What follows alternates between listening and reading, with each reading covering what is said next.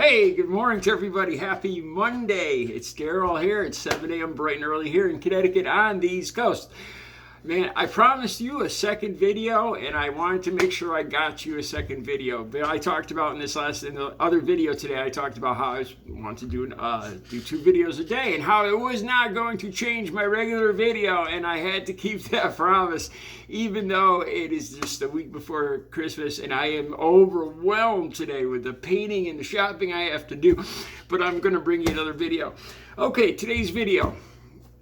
It's a subject. I'll be just frank and honest with you guys. It scares me. It scares me about our future, about the future of America, of what I see happening. I have no doubt about this. All right, let me start off by saying, yesterday on NBC here in Connecticut, it's a blue state. I don't see very many Mike Lindell commercials. I don't. Yesterday, I see his face pop up. You know, it's got the eagle and the American flag, and I think I had a picture of him holding the flag up with the Constitution in the other hand. Actually, it was probably those papers where he was talking about martial law when he visited the White House this last summer. Remember that? He was trying to talk the president into martial law. I think the Constitution was superimposed over that. But anyway, okay. So he's got a commercial on here in Connecticut on NBC. And then they showed again and again and again. I was watching a Frasier rerun and I kept seeing it. Okay, and this is just yesterday. This is what he opens up with saying. He says, I was affected by cancel culture this year, and so were millions of you affected by cancel culture this year. And he's going to know what he's going to do about that. He's going to give you 60% off his pillows and his towels. Seriously, that's what he said. It was all a pitch. I don't know how this is going to uncancel people, but anyway, he says that 2 towels, 2 face cloths, and 2 washcloths, 6 pieces, usually sells for $109, but he's going to give it to you for the special low price of $49.95. It was something along. It was 40 something. It was over $100 for 6 pieces. You know, I looked that up, and that's just ridiculous. Anyway, let's get back to that. Millions of you have been canceled out there. You know, and it didn't click right away. You know, it was just this morning when I was walking back. I started thinking about Trump Jr. He was at a Turning Point conference in Arizona. I think Charlie Kirk, isn't he like the potato head guy? He's got a big potato head. Anyway, Trump Jr. is at the Turning Point thing, and this is what he says. He says that the soft, nice parts of the Bible haven't got us anywhere. You know, and we, in other words, they should start, living by the hard part of the Bible, the eye for an eye and the brutal parts of the Bible. This is what Trump Jr. just said this weekend. His father, on the other hand, was in Texas. His father says that for decades, for years, Democrats have been doing what they do best. They've been out there cheating. He says, well, Republicans have been playing T-ball. Democrats have been playing hardball. That's all they're good at is cheating. Man, this, and I just started thinking about this. Let's go back to Mike Lindell. It didn't even click. At first, I started to think, it was just like a sympathy thing. Him being sued or something, so getting sympathy to sell.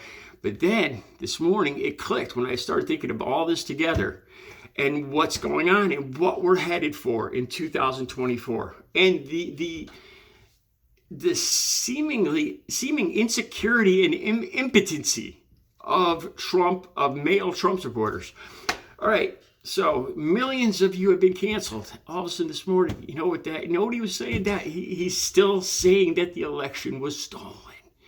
That's what he was saying. That's what he was getting at. I swear to God, it took me a while for it to click. That's what he was getting at. That's what he meant by, millions of you, your votes were, you were canceled. Wow. And then Trump Jr., so they're still pushing this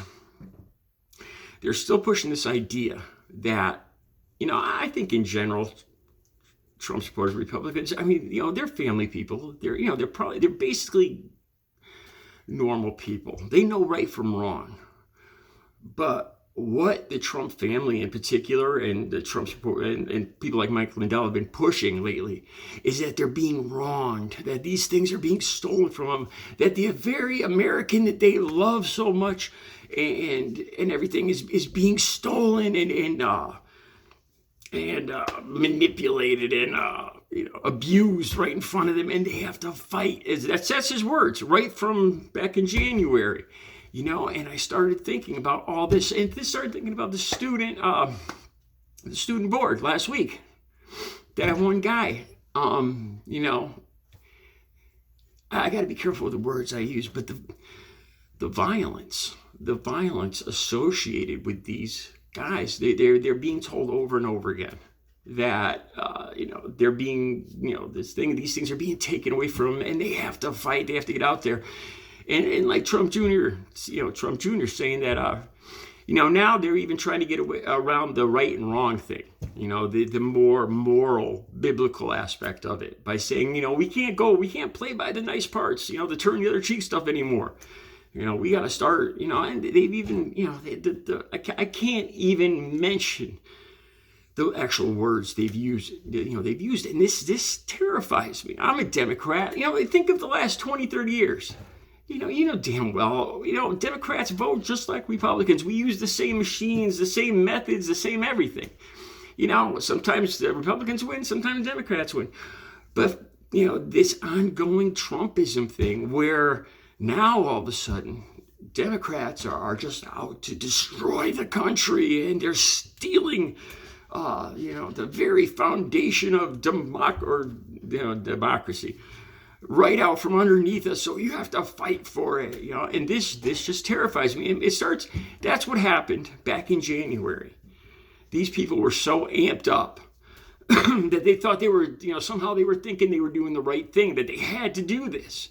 And you see this continuing now, without a doubt. These guys, these Republicans, these Trump supporters, and the Trumps themselves they're not talking about different policies or different important things on the world stage. That doesn't matter to them. They are psyching up their base that you've been wronged, that you have to fight for this or you're going to lose everything. And not all Trump supporters, but I look at them and I see how angry they get, and just the general demeanor.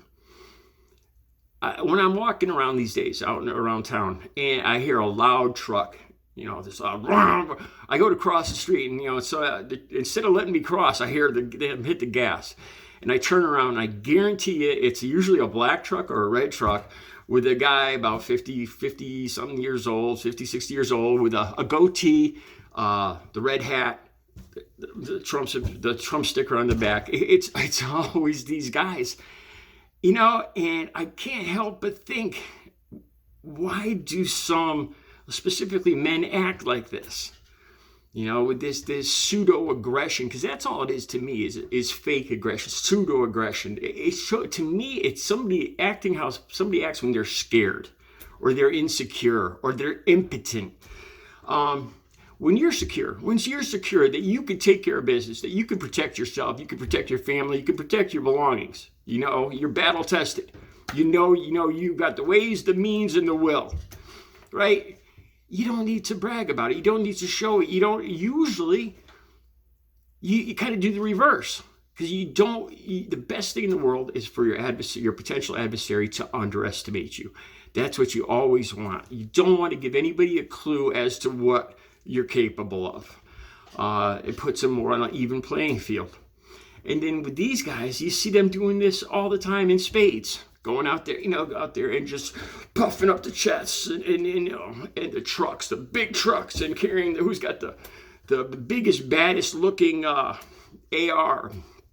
It really comes across as an insecure, impotent crowd, and they're just getting psyched up by this constant message that they have to get out there and fight and defend. Everything's being stolen from them. You're being wronged. Your way of life is being stolen from you. And that's what you see coming in 2022 and 24. And and how are the rest of us prepared for that? The Democrats, you can't sink to that level where you just start lying to everybody. You don't want to start telling people that they have to resort to physical threats or a second civil war or something like that. It scares me. It does. But I hope that as we point it out and show it for what it really is, hopefully enough Americans will realize this and not be fooled by it. You guys, have a great Monday. I'll be back later with another video.